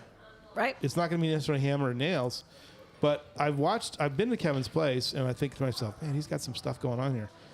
So just my thought. Kevin has built a few houses for us. I'm sure he has. That's steel. Yeah, I mean, but so we have a process in place that architecturally, is dynamic, and maybe have a hill country aesthetic as well, which Kevin is good at. But I don't know. I think there's some really smart folks out there that can help with this project. So let's get it done. I agree. I I need it agree. done- And I we need have it done some tomorrow. land where we can build it. That's right. Well, so Mary's here, and what is your next project? What is your next plan? What do you got? What are you working It's on? Mariposa, Okay. and we're going to build on 8 acres. So we'll build 45 houses. Okay. There. And this is the one that is Nice. just kind of to the northwest of Shriner. Is that right? Right Okay. next Stealing door it. to the Shriner Vineyard. Okay. Right. Oh, these Yeah. are really nice. Yeah. And we're going to do a combination. We're going to do our traditional habitat homes, and we're going to do more for workforce housing, moderate income, Right. and we'll build 35 of those. Right. So it'll be upgraded. It'll blend into the neighborhood. We'll have garages, carports, different texture, and we're partnering with other builders to subcontract them so we That's can build good. them faster. Yeah, it looks good. Yeah, wait, put on your camera. Camera 4. There it is. Go slow down a little bit. There it is. So Mariposa. yeah. Visually good with Yeah, this, a but Weston home place. Those are nice. Those are nice. So we're trying to do that, build faster, Yeah. and partner with other folks. So Right. exactly what you're similar to your vision, Yeah. but we can add the concrete and steel to it. Right. Yeah. I love it. I love those. So Yeah. I mean, that's a the very thing. good model. And you know, sure, you're good, Vanna White. I need better when somebody nails for this comes job. to you though, right, and says, "Oh, I need this," what do you say to them? How do you make it work? Like, what's our criteria Yeah. for someone to become? It's just 3 things. One, you have to make 80% of the median family income and below. You have to live in substandard housing now, Right. and your willingness to partner. So our homeowners, it's a true partnership. It's an empowerment model. Right. They provide 350 hours of sweat equity. Wow. Wow. They also qualify for an affordable mortgage. Wow. And I'm the bank, but they have to have their debt to income ratio and everything lined up. And so we know more about our homeowners than most. I mean, because we do background checks. They go through financial counseling. They go through housing counseling. How do you own a house? What's insurance? All that kind of thing. So And What's Habitat's definition of substandard housing? When you say they're living in that currently, I'm not exactly clear what that means. I think it's more unsafe. Okay. It's interesting. It was eye-opening to me of what there's not a lot of regulations for rentals Yeah. around. So some homeowners have cinder blocks on their roof to hold it down, or the sewage is coming up through the yard. Those kind of things. Mold, a lot of black mold. So we do actual site visits and go visit the homes and the homeowners, and it's just where it's unsafe, and it's just not. Also, it can be also the area where it's not safe for kids to go out and play. You know, that's kind of a judgment call, but there's some that can't go outside at all because it's too dangerous. Right. There's always a waiting list, of course, and then is it overwhelming to you at times to see how many people will apply and not to be able to maybe get all of them, in there? I mean, Right. and then there's some Yes. expectation of helping out in the future. How does that work out? I mean, and that's what keeps me up at night. That's what I wake up at 3 a.m, and why we're partnering with other builders so we can build more faster. Yeah. Because the need is so great. The last, I've been here a year now. I can't believe that. But when I started, It feels like you've been here for you just fit. That's a good thing, right? She Not a bad does. She thing. does. Yeah. I'm going to be honest with you. It feels like you've been here for a It's decade. like, what? It's only been a year? Yeah, so. Yeah. Yeah, Yeah. it's good. So we had 450 applicants. Wow. Wow. And narrowed it down to 10. So we have the 10 that are going through the program now. So, yeah, I want to make That's that tough. 50 houses a year, Yeah. you know, Yeah. that kind of thing, so that we can do that. It's a tough decision. First, financially, that is easy. You know, it either is or Sure. not. And if they're willing to partner with us and choose Habitat as their home builder, Right. it's a choice. But going to go do the site visits, it's tough. And I have a board committee that goes with me and visits with the homeowners, and it's really eye-opening of the grit that the homeowners show of what they'll do for their families. 70% of our homeowners are single mothers, Yeah, right. I mean, which I think is incredible. So that how is do you do incredible. 350 hours sweat equity, work full-time, and take care of a take family. care of your kids? it's because you have grit. You know, that's yeah. that. You're right. You're at the end of the day, that's what you have. You have the grit to handle that. You know, and that's So the Right. 10 families that are selected, are those homes yet to be built? Or are they in various stages of building? Yes, And various is that stages. a typical number that you select every year? We did it based on really land, what we had available for lots at the time. And we actually had 8 lots. We didn't have enough. So we purchased some infill lots over off of Gilmer to help fit it. But I think that's what's driven is it's how much land we have to build on. So Yeah. what's the opportunity? It is various stages. We built 5 houses this year. And I don't even want to say it's not Habitat. It is amazing the community that has surrounded Habitat to allow us to do that. I mean, philanthropic, the foundations, you guys, the Community Foundation, Peterson Foundation, Stevens Foundation, they've funded a house. Shriner and First Presbyterian partnered and funded a house, and they came every Wednesday and built on the house, including Dr. McCormick came and built. I built with him. yeah. What did but- he? Was he any good? Yeah, he was good. He's very good at painting trim. Oh, I just You want to know? know if he did it in his suit. yeah. Did he do it? I in always his know No, his he suit. didn't, but he was very dapper. Even on a Yes. Friday. Yeah. He was dapper. Right. But Have you gotten Austin out to build a house yet? Has Austin Dixon been out to build a I house? have not been out there yet. Yeah. It's time. It's time. yeah. She asked. She asked. Yeah. Yeah. Right. And Philip before her asked. Right. I bet. But yeah. I need to yeah. get out We'll there. get him out there. Right. Yeah. We'll do it. But we did make a grant. You don't know this yet, but if you open your mail today, we did Oh, make a really? grant for the Oh, foundation. good. Thank you. Yeah. Thank you. And that to you might not be a lot. That really is a game changer for me because now I can tell my concrete guy, please, we'll go pour the Yeah, foundation. right. Yeah, absolutely. Because he's been putting forms in, going, can we do it? Can we do it? So Right. thank Our you. board met this week and authorized some grants, and one of the applications was from Habitat to pour a foundation. So And it was, that's an easy request. right. And it's, cool. I'm it's glad the to know physical the other foundation end of it. and the symbolic foundation Yeah. for a family that's True. creating that. It's Wow. cool to hear the other end of that transaction where now you'll call the concrete person and Oh, yeah. off we go. Another Yeah. family. So gets Renee built. was Rojas, he waiting on calls that. me often. Can we do it? That's cool. So Speaking that's of that, good. I just Thank gotta you. say, I got a blown away moment here. What's that? I got a man. So Austin inspired me to check my email because he's here. You guys are co-hosting with Mary, but What now? we're doing a campaign. And you talk about everything. Everything helps. I tell this to people all the time. It's like you look at the micro payments, or just everything adds up. Anything you can Right. give is great. The lead just got a $1,000 gift from Doug Foshi. Thank you so much, Doug, for that. That is Wow. one of our largest ever gifts we've received. Because I have a kind of a weird model. I do advertising, which we haven't really built out fully. We have subscribers, and then we've gotten grants from journalism foundations. We lost a grant this year because there was more need than they anticipated. And so that was a big loss for me. And so we're asking our readers to give up and provide for us as well. And we just got that. Just open my email. Boom, there it is. Yeah. So All right. thank you very much. All right, enough of this. Back to you, Mary. But those little things do add up, though. Well, they do. Yeah. And I'm not just saying this because it's you, but also the media surrounding Habitat. That no. helps. All you covering what's I'm happening with doing us. a major investigation into It this brings project donors here. to Yeah. us. So Yeah, it does. yeah. Yeah. So it really does. So it really is a community-wide effort. Well, And, I think I think it's the reason why I think the media likes it, and myself included, is that we believe in.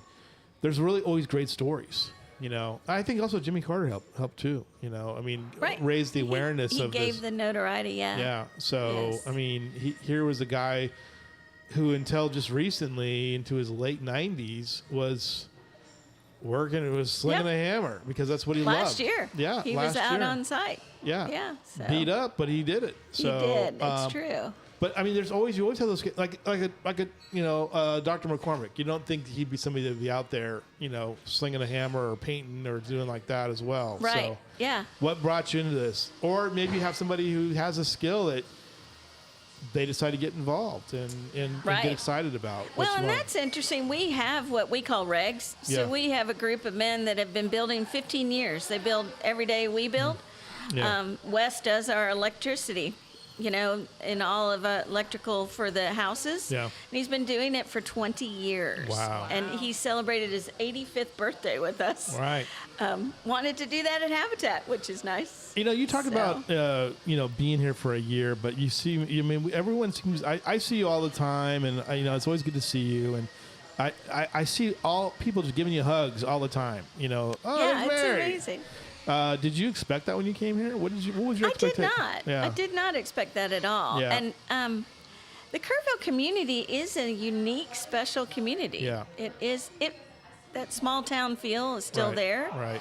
You didn't have that in Austin. You did maybe years ago, but not now. Right. I didn't expect it. Yeah, and I just feel like people have embraced me and they've welcomed me, and there's so many people that are working behind the scenes to help Yeah. Habitat Right. and me in the community. It's just really humbling Yeah, to me. it is humbling.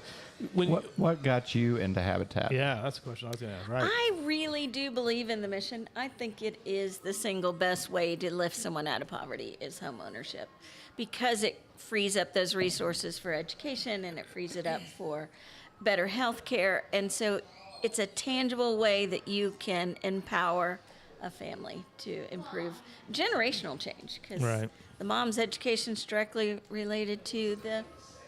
When did you first get involved with Habitat? I Austin's was gonna take your show 6 from you. years. That's good. Guys, give me a break. In Austin. I was with them for 6 years. Mm-hmm. So before that. Were you familiar with them before you took the job in Austin? Yes. Actually, a good friend of mine I was chief development officer, had the job that I wanted. And when he got it, I said, I want your job. And so I've been watching it for a lot of years. And I lived in Virginia Beach running a therapeutic horseback riding center. And a recruiter called and said, have you ever thought about coming back to Austin? Have you thought about Habitat? I'm like, done. Done. Coming. Although Virginia I have Beach a is kind of question. nice. Go ahead, Austin. Question for you. A lot of people from Austin and the big city move out to small town Texas with their big city ideas and get a little wild. What's an Austin Habitat idea that you've actually brought to Kerrville that has benefited us? Let's see. I think it's creating that partnership with the people on site. Uh-huh. I think that has been something that Austin's very strong with doing. What else? I mean, we've been exploring, you and I have been exploring Yeah. some different possibilities of different resources of funding. Yep. We are bringing, with this Mariposa development, we are bringing a different way to build by subcontracting and a different financial model. So we are doing that, which has already been done successfully in Austin. Awesome. yeah. Thanks for your big city ideas. I know. We need I 'em. like it. But I'm not bringing any of the liberal ones, That's it's all not right. too bad. That's Just all the right. ones that We're put people in open-minded. houses. Yeah. We're open-minded, Yeah, but we that's right. appreciate all you brought to Do you want to Kerrville. tell us about Restore? I'm Yeah, looking the through her Restore. pamphlets. Yeah, So make Restore's sure we cool. talk about all Where our is the stuff. Restore and what do y'all sell? It is off of Goat Creek Cutoff, 103 Business Drive, and it actually pays our operating expenses, which is a powerful That is. message. So any money we raise for the houses goes directly to construction. So, Incredible. but you never know what you're going to find out there. You have vinyl records, you have discount building supplies, doors, windows, any of that. Where does at a inventory discount. from the store come from? That's donations. See, and that is another way that the community surrounds us. So builders, if they have extra windows from a bid, they'll bring them, doors, those kind of things. The unique items are from community members that might bring a chandelier or vinyl records, what else, sinks. I love that kind of idea. thing. Yeah. We renovated a bathroom and a bedroom over the winter last year, and we had all this extra stuff, and I was Okay. begging friends and neighbors to take like old light fixtures and Oh, windows okay. that were perfectly good, and Yeah. next time I'll think we'll do about the that. Restore. And we pick up. So, What's the best yeah, thing? Of I the, wish you would have known. Yes. there is a lot of incredible stuff at that Restore place. And the it's other amazing. part is it's a recycle. We keep all of the large items and metal and everything out of the landfills. So we True. are That's true. recycling That's as great. we're. You can even find appliances Yeah. in there. Yeah. We bought our garage fridge from in there. Oh, so, yeah. You can find Yeah. appliances. Washer and dryers, refrigerators. yeah. Yeah. My husband called. There's a fridge here. We can put this in the garage. It's a big score. That's Yeah, right.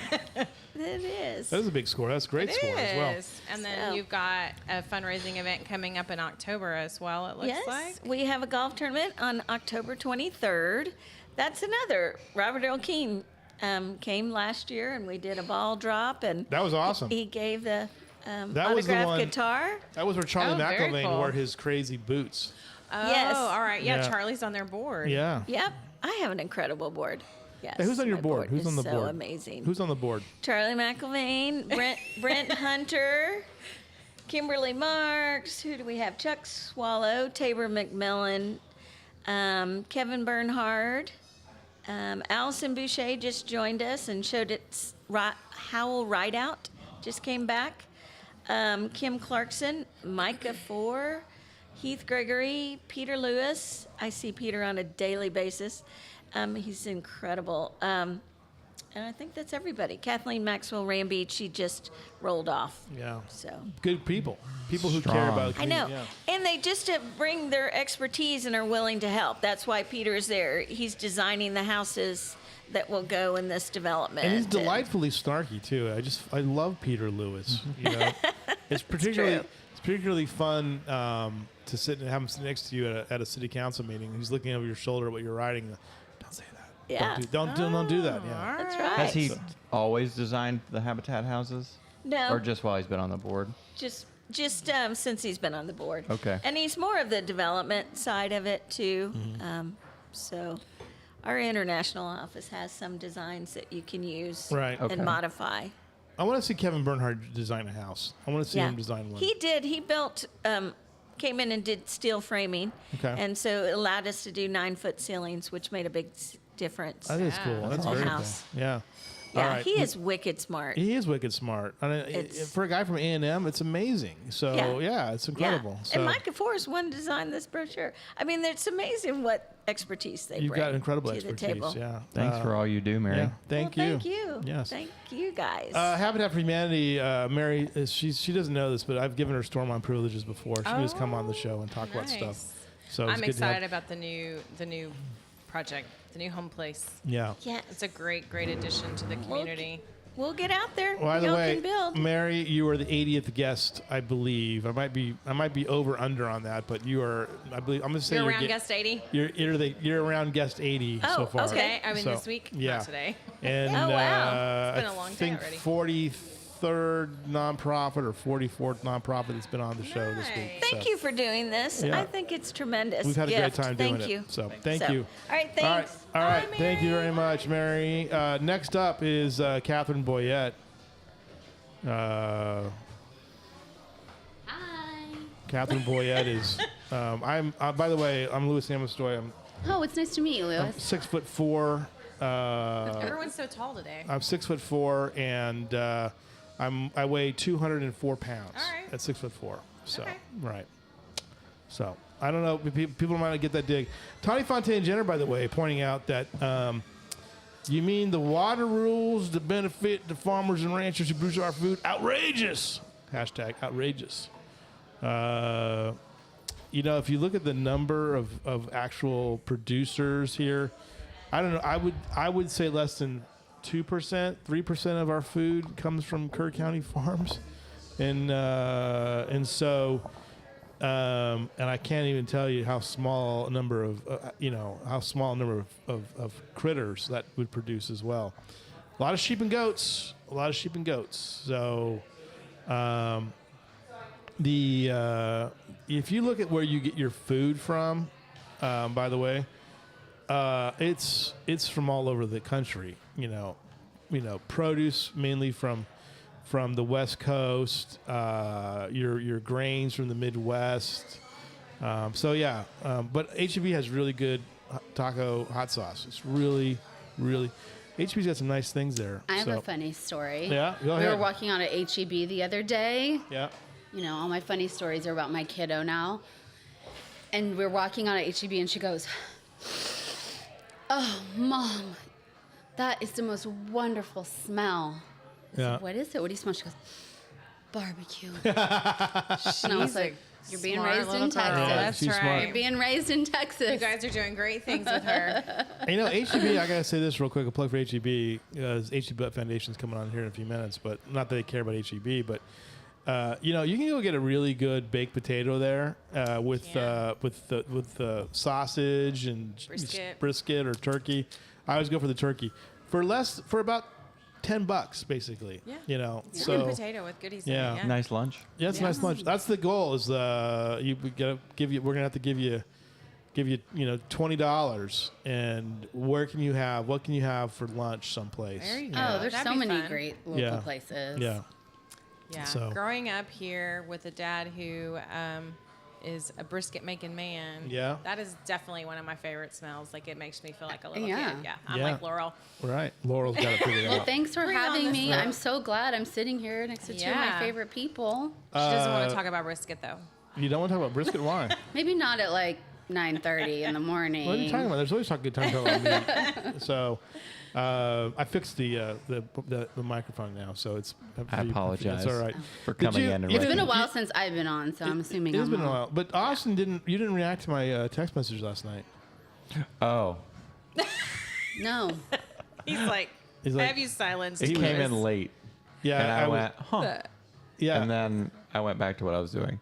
But you sent me a Bad News Bears Bad News Bears link because we were talking about 70s movies. 70s movies. I just want yesterday to on do. the show. I'm going to do the most grubby 70s movies of all time. Okay.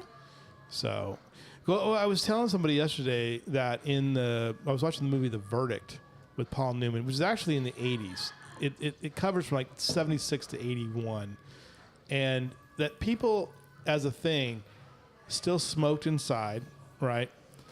And they weren't afraid to put their cigarettes out in the hallway of a building, of a public building, and just it just dumped the cigarette on the thing, and like that. I remember that was a thing. Yeah. Couldn't And- you used to smoke on airplanes too? Yeah. People, but they, did, they're, I feel like they're- my everywhere. first airplane ride, I remember there was like, Little ash. Yeah, you're right. The little pop-up things. Yeah. and then that quickly changed. Right. But Yeah. How gross is that though? I Don't can let that remember around. walking through stores and people, like Right. yeah. Kmart or whatever.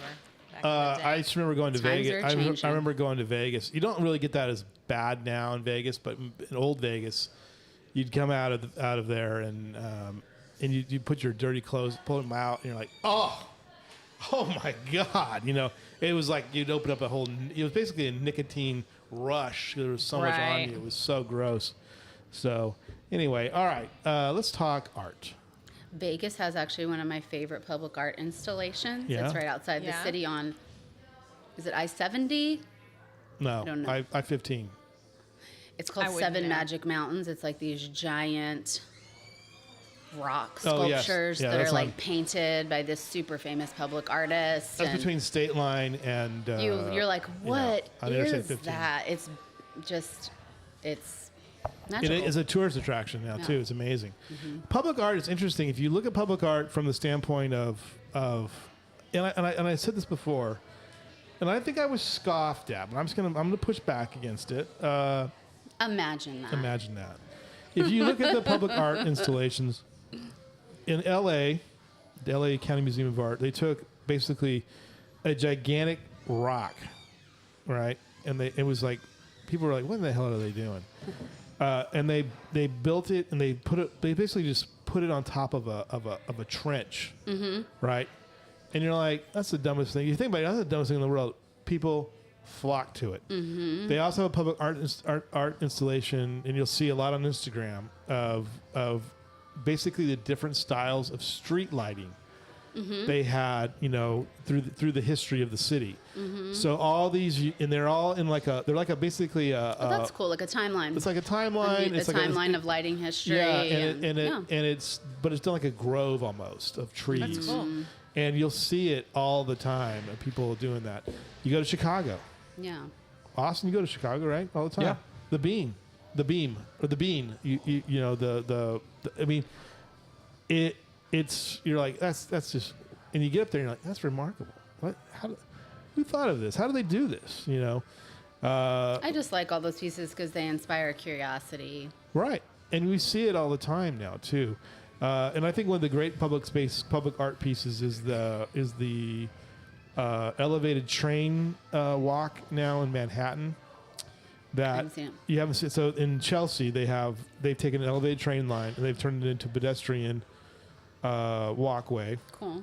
and it has public art throughout it. A lot of it is what is that? What is the art called when the wind moves it, and it's not like a windmill, but the wind kinetic art.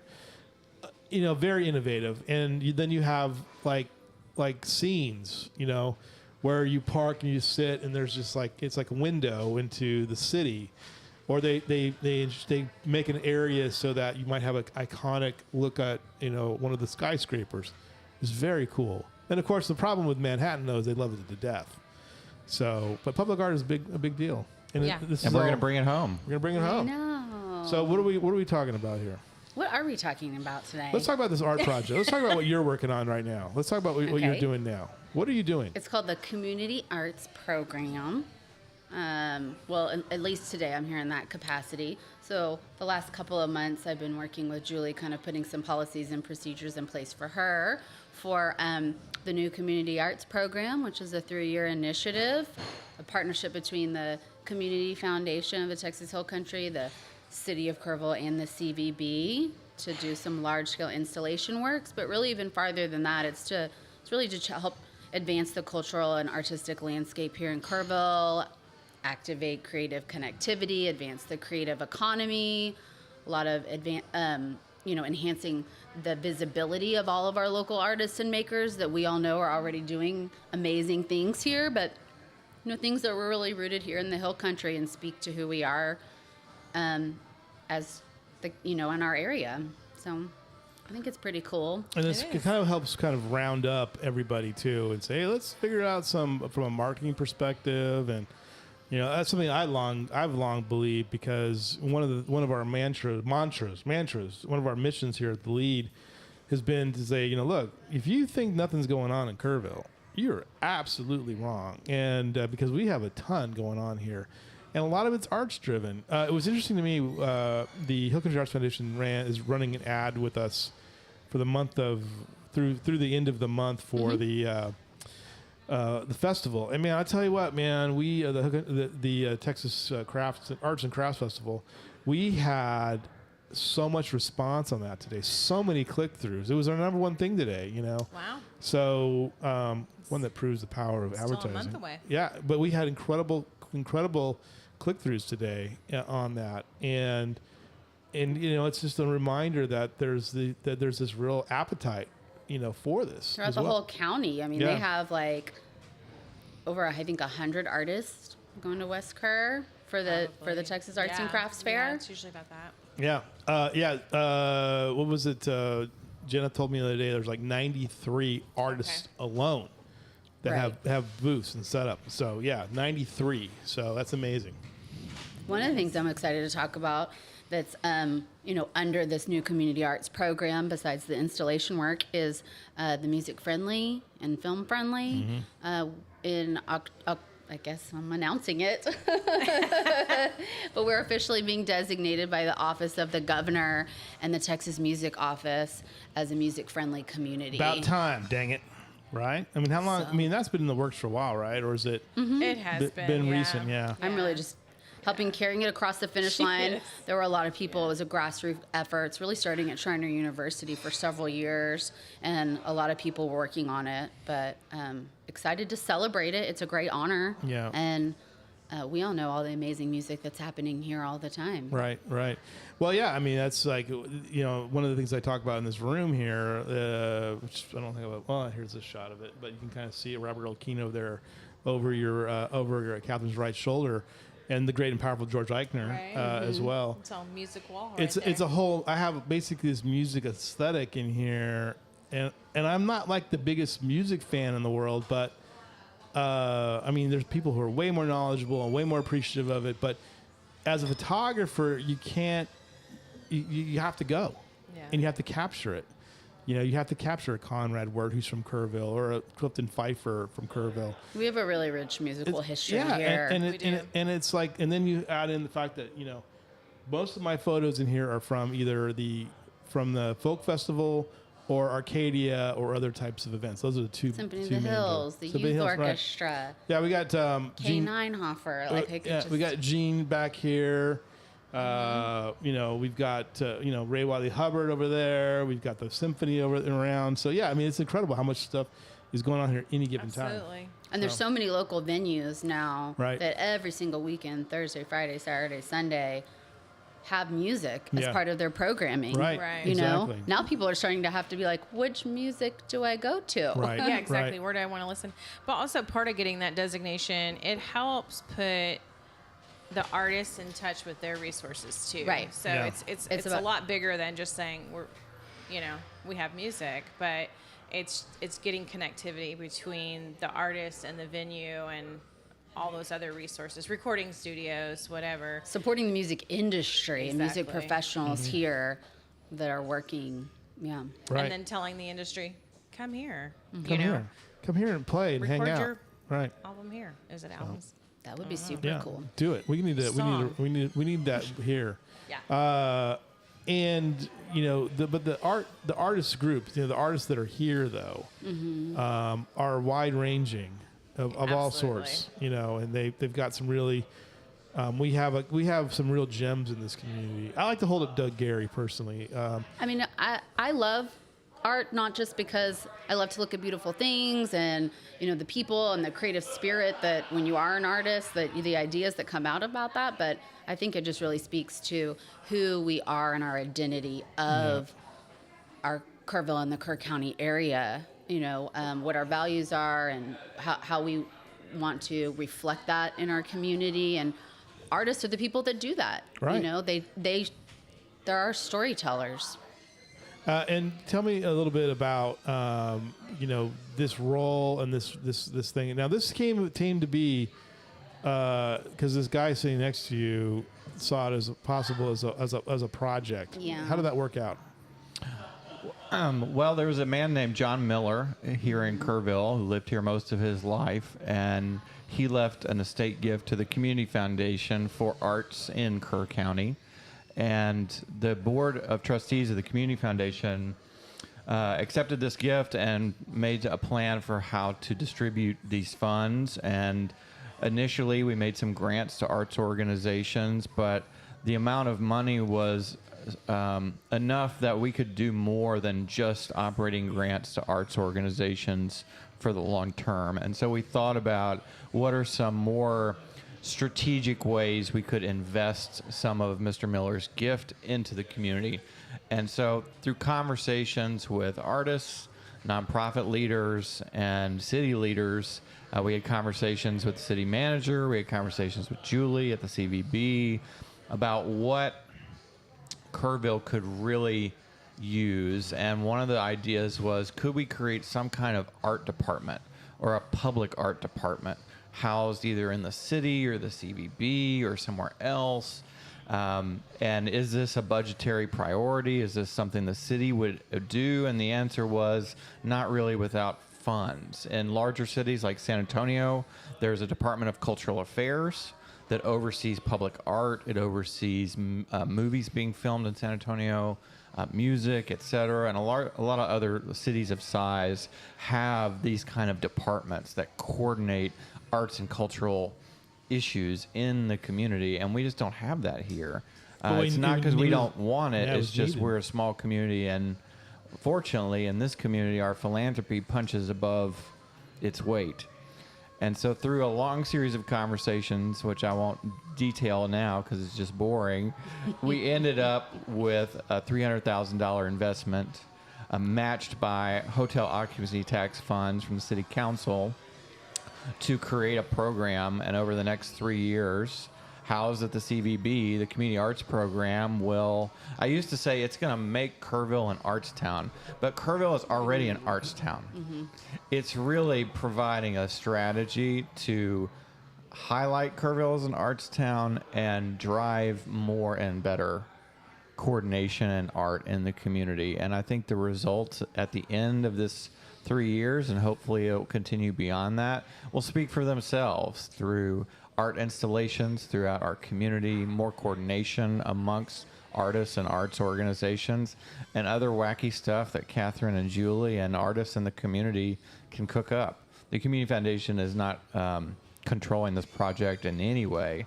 We just wanted to kind of set the top spinning and see what we can do. I'll let Catherine or Julie step in after that. But that's how it got started. It's a great. It's always amazing too when you get those sort of surprise gifts that are like, oh, somebody left me this for this specific purpose. Yeah. The Community Foundation, we accept estate gifts all the time of various sizes, and one of the privileges and burdens of the Community Foundation is to figure out what is the best use for those funds while preserving donor intent. And sometimes donors are very specific, and sometimes donors are more broad and have left that discretion to the Community Foundation. And so Mr. Miller wanted to advance arts in Kerr County, and we thought that this was a way that he would be proud. And I know a lot of people that knew him, and they are thrilled that we're moving in this direction with a portion of his gift. Right. I'm really grateful and honored, that I'll play a small role in being a steward of that, and really just helping facilitate his wishes, and being responsible for that. And that's definitely on the forefront of my mind and our direction every day is, what is the larger strategic goals? We have a great plan, but how can we make the biggest impact and really help advance the cultural landscape here? I think it's exciting and totally possible. It's just really the next chapter of so much work that has already been done here too. I do have to give a shout out to our Mindy Winderly and the first incarnation of the public arts plan that was in 2012, 2013, when leaders were first starting to think about, the impact and the intersection of arts and the community. And Austin's right. It's been here it's a part of who we are. It's one of the pillars of the CVB, so we're going to have fun. I think when people talk about Kerrville, people who live here and people who have visited, the number one thing they always mention is how pretty it is here. Mm-hmm. Yeah. And I think, and they're mainly talking about natural beauty, whether it's the river trail or the hills or the sunset or the animals or whatever. But I think there is a natural tendency of people who live here to seek out and appreciate beauty. Mm-hmm. And Catherine said she likes art. She likes looking at beautiful things. And I think that is inherent in most all human beings. Mm-hmm. I think especially here, people have attuned to a certain frequency for beauty. And I'm really excited to see how Catherine and her team at the CVB and all these artists can capture and accelerate that even more. Here's a great little note I want to just read something from, is that from the Housing Matters and Urban Institute article. It says, although public art can be aesthetically valuable, case studies and research have demonstrated that public art can often offer critical benefits to residents, such as improved public safety and well-being. Additionally, the communal nature of public art can give marginalized communities who've been historically excluded from the public sphere the chance for self-expression and participation in the arts.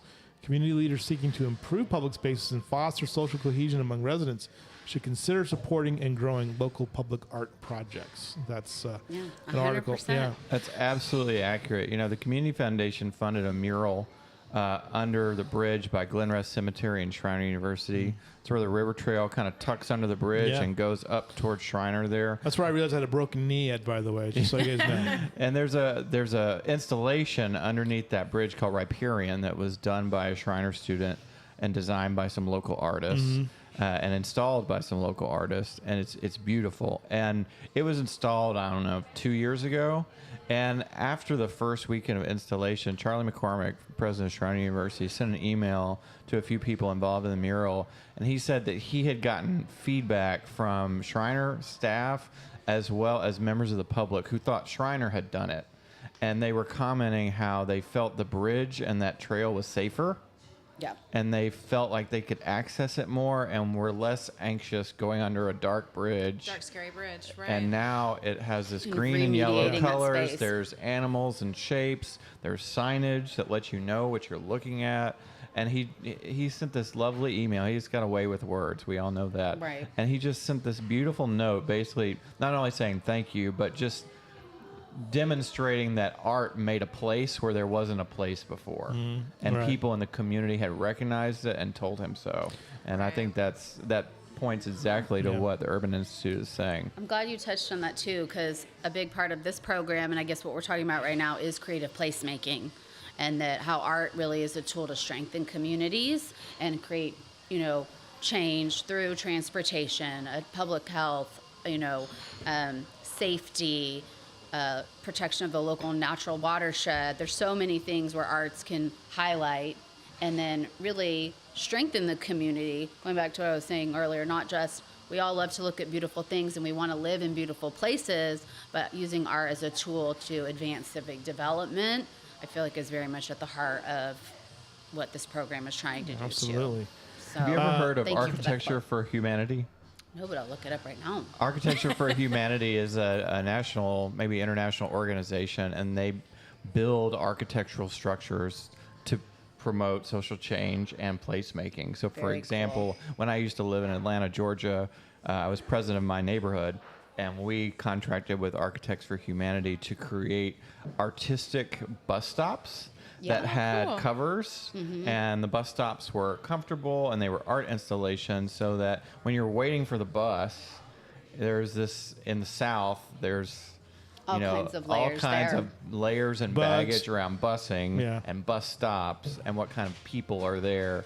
And instead of the bus stop being a metal bench with graffiti on it, it now was this place that you want to actually be and sit. And of course, it was Start your day. protected from the elements and so on. Anyway, they love built that. these. They bring in high-end architecture firms and built these beautiful structures. But I don't know if we want to do something like that here or not. But it's just an example of where art can transform very basic things. I mean, there's a program where we're doing art on electric boxes. I don't know if you want to say more about that.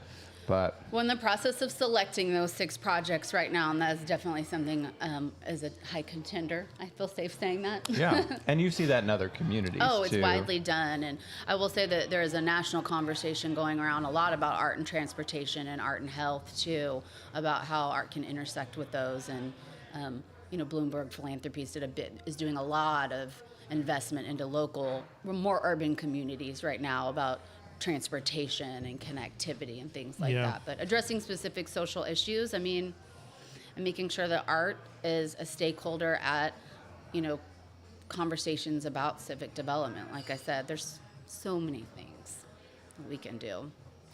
Well, I think that's one of the things we've seen here. We've seen these murals we've talked about.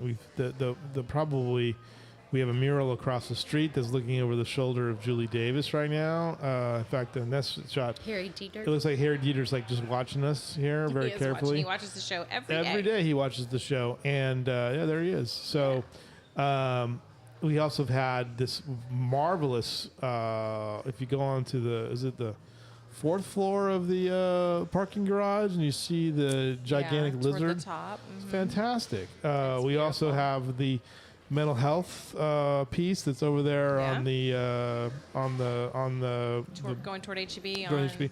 There's Jefferson? two on Jefferson. There's actually 36 pieces of public art throughout the county. Yeah.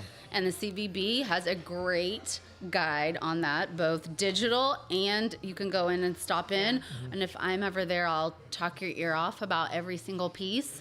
But so these 6 additional pieces will be on top of the camels that are at Camp Verde and Stonehenge, and Yeah. it really highlights all of the pieces Right. that are already here in the community. I can't wait for the- There I are can't- some right around in this kind of downtown Yeah, core. as we started creating the list, we were just sitting through typing them up, and you were like, "Wow, there's a lot." And just like all things, we were doing them organically. Someone else is like, "Oh, and the one over there. Oh, Yeah. and that over I got there." a message the other day from somebody like, "Where is that piece that's on in the masthead? We have the one in Carver Park that the lead helped fund." And at Carver Park, right? And so Yeah. we were like, someone was like, "Where's that at? Where is Right, that?" Yeah, right. like, that's Carver exactly. Park. Yeah. And then, organically businesses have just decided they want to beautify their wall, right? And they've gone through the permitting process and gotten a mural on their wall. But we also have a lot of great sculpture art and other things throughout. The Nature Center has some great pieces, and That question was asked to me recently, and I do want to share about that too. Is that one of the things this program will be able to do is help connect local businesses who do want more art at their business. We can help connect them with artists to make that possible. There'll be an artist Right. registry, as well as just a resource and toolkits and that kind which of we speaks- really need. I know after we did our mural, I answer a question frequently of who did that mural and how do I get a hold of them, right? Well, her name is Aurora so, Jolene, yes, but that's one. And then yeah, right. I love her art, obviously, right? Well, but I mean- there are so many others too, and so if there was a way for people to find them and see the different styles of art they offer and get to meet them. I suspect that, Aurora Jolene's work is now. I think she was the artist behind the Welcome Home Fest. I think so too. Yeah. She was. That Yeah. poster looks amazing. Just by looking at it, I Yeah. was like, I know who did that. But yeah, Right. yeah. All right. We have Thanks for coming having up, us. Well, no, I'm not done with you yet. Oh. We have the H.E. Butt Foundation. They're not that important. We'll talk for a minute more. Well, I am also supposed to be meeting. This is just like a hub of activity on Friday mornings. Right. Here, had a meeting before this, and then a meeting with Arcadia after this about music friendly. But Nice. Now listen. Here's what I think is going to be the great public art installation and demonstration of 2024. you have an idea? No, this is what's going to happen. I sense it. We're going to finally utilize Stonehenge for its true purpose. Right. Oh, we're gonna have. Oh yeah, it's gonna be wild. Here's what's going to happen. We're going to tie somebody to the rock, right? We're going Okay. to lash them. Is it to you? I just want to clarify for we. He does not mean the three over here. No, are you volunteering yourself, No, Louis? no. We I are have- not going to be involved in tying No. anyone up, No. right? I'm not. Okay, I'm just not. checking. I'm not qualified for that. Julie and the So CVB is definitely out on this project. I got a few in I'll be mind. home that day. And then when the eclipse comes over and it goes onto the baseball field and we begin to enter total darkness, Yeah. the Kraken will come out of Okay. the Guadalupe River, All right. right there by the Hill Country Arts Let us Foundation. connect you with Sarah. And, No, listen. This is our tourist attraction. They don't know this yet, and then it will eat those people, Okay. and then it'll be a public art project. The community arts Laurel, program if you're will- listening right now, that's not actually going to happen, Laurel. If you're listening, it's not going to actually happen. The That's community a arts scary program story. will have an artist panel where you can promote your Submit. idea, and then a group of citizens will review it. Yeah. So you can submit your Kraken idea. Right. see But what we happens. can't promise it will be selected by the panel. No, Right. listen. As it a was temporary it was installation. it was a He's prophecy. like, no, I'm not done. It was a prophecy written by a 10th century monk in southern Albania. There'll And be so- a portion of the application where you can write a narrative Right. and you can explain your history. He's turning into a Your toddler. your impact into the community and your short and long term outcomes. Yes.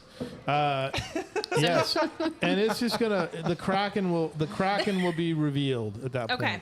All right. All right, great. all right. Great job, everybody. This is fun. Yes. Next up, H.E. Butt Foundation. Thanks, Lewis. You're welcome. Thank you, guys. Coming up next, H.E. Butt Foundation. It's Marcus Goodyear. He's coming on. He wants to talk about other stuff. Are you leaving, Julie? I am. Why? Nothing to do on a Friday. Hang out, drink coffee. Yeah, you're right. I have nothing to do. Yeah. I should go get started on it. Well, you can, multitask. So, I'll be right I back. have to go All back right. because Leslie needs my car, actually. Oh, it's Marcus. Leslie needs your Oh, car. it's yeah? Austin. We How have are a- you, We Austin? have a Good. I was journalist just coming emailing with Amy. okay. Oh, wow, me too. okay. Yeah. Texting, actually. I'm going to throw these away because they've been on your desk since Tuesday. Yeah, I Sending need me some them. So. imagery. All right. She said, I'm gonna turn yours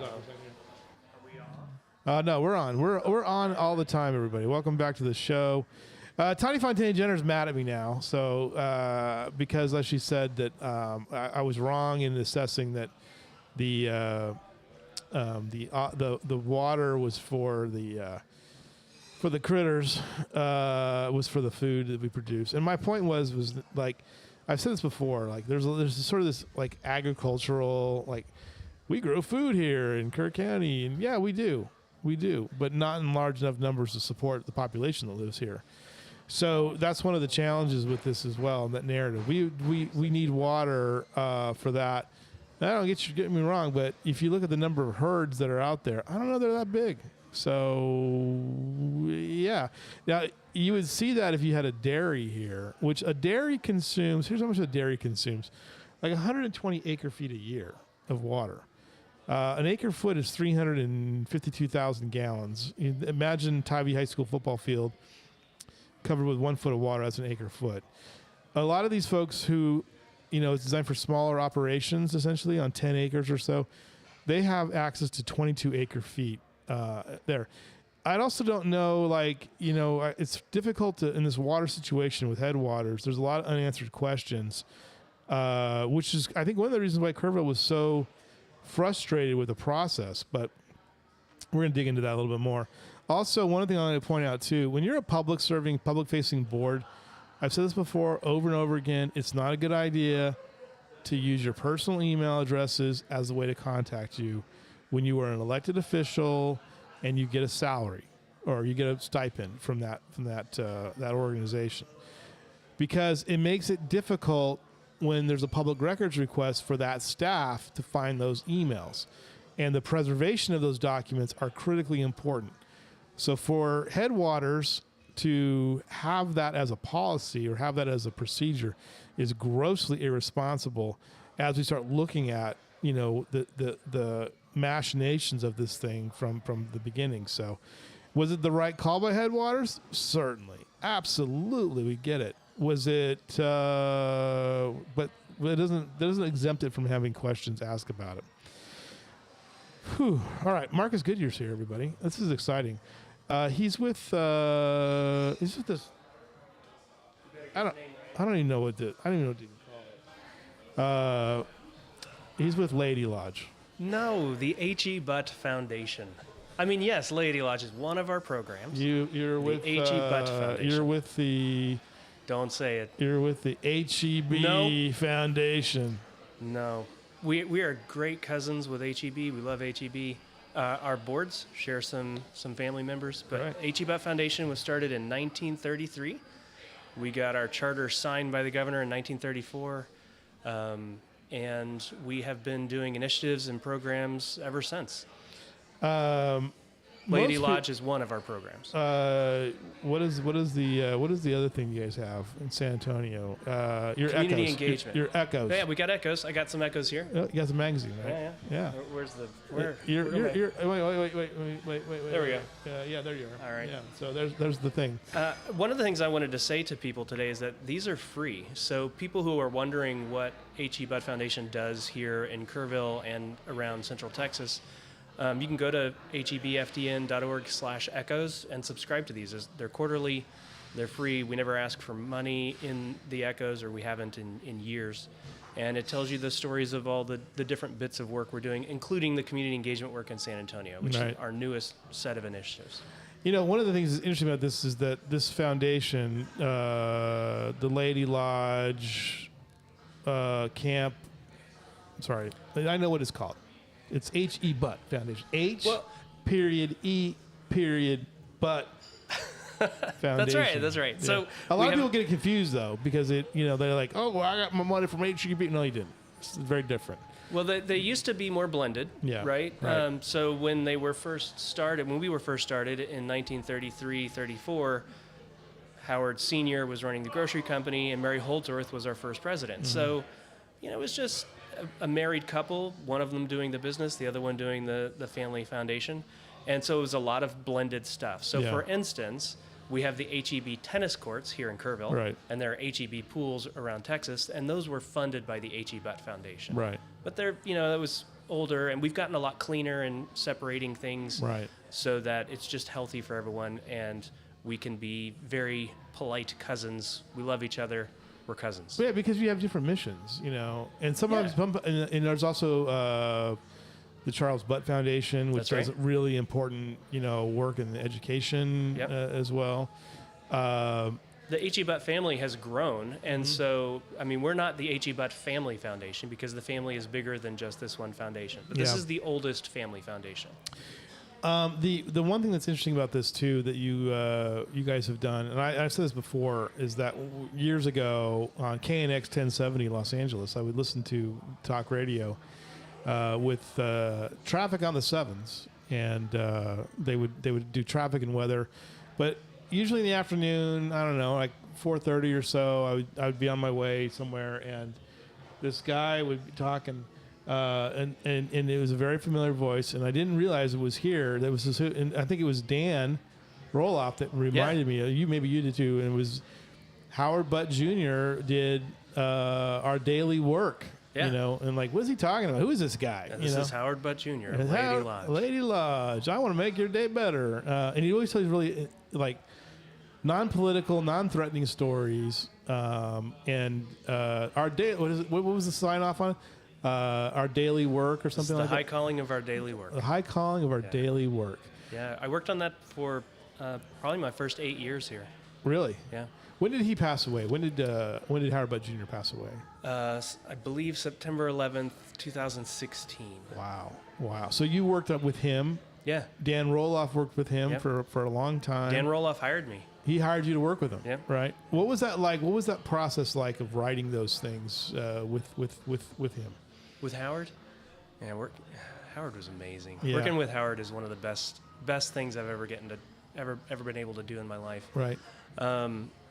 It just in terms of like the process. Yeah. We had a team of people who would put together story ideas, and then we would take them to him down in San Antonio. Usually, he was older then, and we would meet in one of his living rooms and just sit down and read through all of them, and he would comment, I like this, I don't like this, let's cross that out, let's change that.